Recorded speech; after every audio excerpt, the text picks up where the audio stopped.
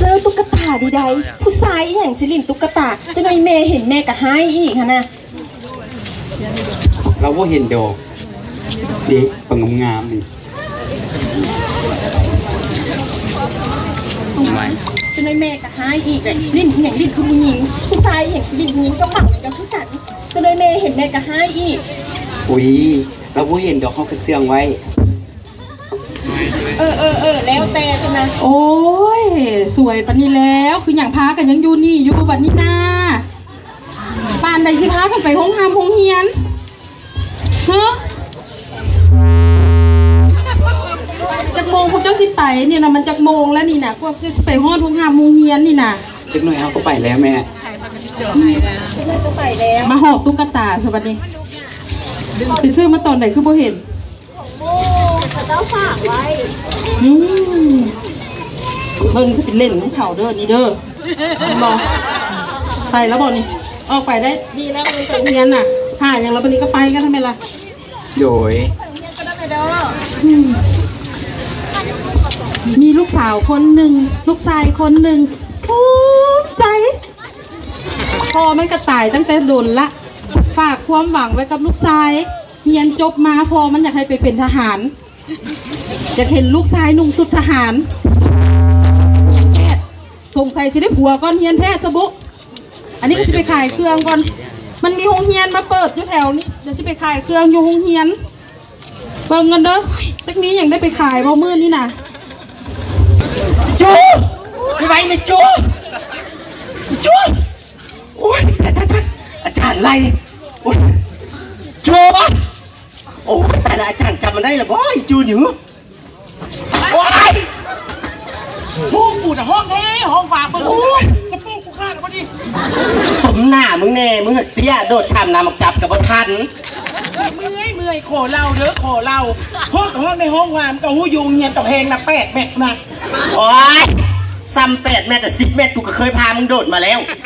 นี่กระไดเงินก็หลายไม่ได้แต่เดียวกระไดขนาดมึงจะชมแห้งไรอาจารย์จะได้ยินนี่นะไป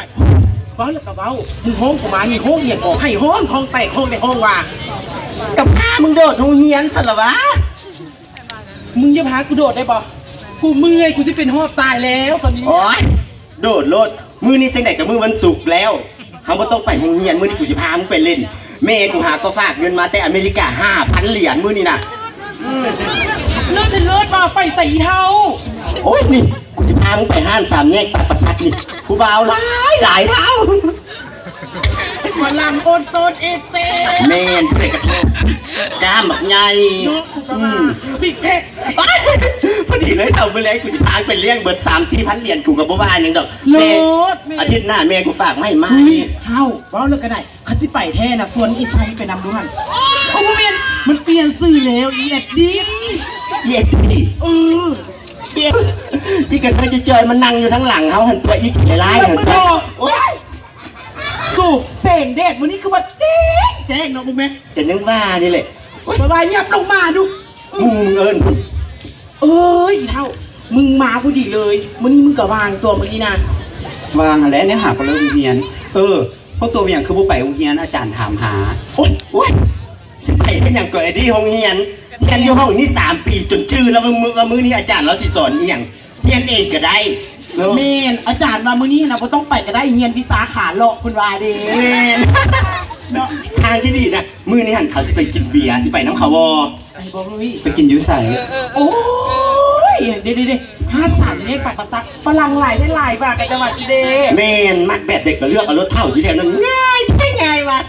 ไปน้ำเขาเนี่ยต้องยานเมนเขาคือสิไปบ่ได้ดอกจังเลยแม่เขากะสิมาหาความคิดที่ดีแม่ว่ะแม่ไปรถบ่ต้องยานไอ้ที่มื้อนี้นะเฮาสิแปลงโสมจากคนดีๆให้ผีเป็นคนว่าซ้ำตัวมากแนวใดนี่อีฮาจูนี่แฮงขัดเครื่องสำอางเบิ่งดูผงใหญ่ๆอันบ่ได้เป็นหยังแน่หั่นเครื่องสำอางแท้ว่ะแท้คันว่าจะให้เขาไปเพราะเพิ่นแต่งหน้าให้เขาได้ได้แต่งได้ว่ะเบิ่งของเตือนนะ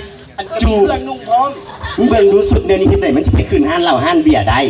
บ่ผ่านเด้อจังได๋ก็บ่ผ่านแม่นนี่นะเท้ากระเป๋าบักใหญ่ๆบ่ได้มีหยังมีแต่เครื่องอุ้ยงามไป มันบ่ดีเด้นุ่งชุดแบบนี้นะ ก็ได้ไปสนาขั้นไปเขาขออย่างหนึ่งได้บ่ ขอเนื้อได้อีกแล้ว ให้แฟนเข้าไปน แฟนมาสันจู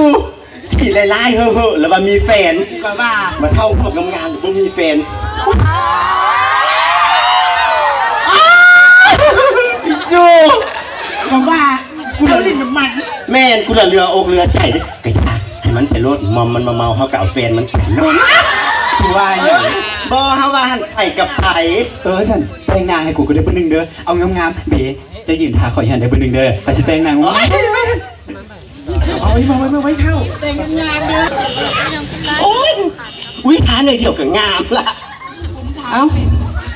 อืม ขายเครื่องใกล้สิเบิดละเหลือแต่บอนเดียวนี่แหละซ้ำแล้วตายละลูกเต้าผู้ใดบัดนี้ห้องหามงเฮียนบ่ไปมารักแต่งหน้าแต่งตาอยู่นี่ โอ้ยจะเป็นเสียงกูถามให้เดี๋ยวมาจมกูสู้กูละรำคาญ กูอยากกินน้ำเดียวกู แต่งหน้าเมื่อยแล้วมาซื้อพักซอยป้าเด้อลูก ไปซื้อน้ำมามีแล้วบอกเงินท่านน่ะ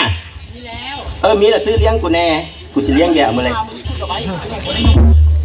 อยากซื้ออย่างอยู่นี่ก็มีเด้อพักก็ ทางเขา มี ไปซื้อน้ำกันเลยป่ะ น้ำก็ ขอ มี ยามบ่ ทงยางอนามัยก็มีผ้าปูโต๊ะก็มีอันนี้ทงยางคับแคบใส่บ่ได้เด้ออันนี้เด้อใส่พักละ ป้าน้ำทุกคนใด ทุก3,000ล่ะ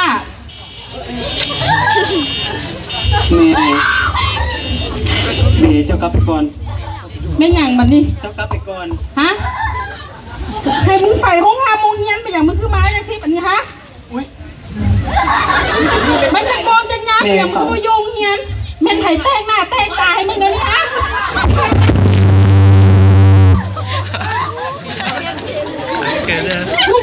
กูไม่ได้สั่งไม่ได้สอนมึงวะกูไม่ได้บอกมึงวะกูไม่ได้บอกมึงกูไม่ได้บอกมึงวะ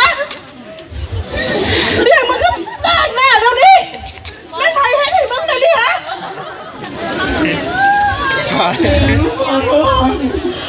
กูว่าเครื่องว่าเขาว่าขายดาวมันถ้าหาเงินให้มึงไปโรงงานโรงเรียนแล้วมึงไปโรงเรียนมึงมานั่งแต่งหน้ากับมูใช่ไหมบอกความฝันของพ่ออยากให้มึงเป็นทหาร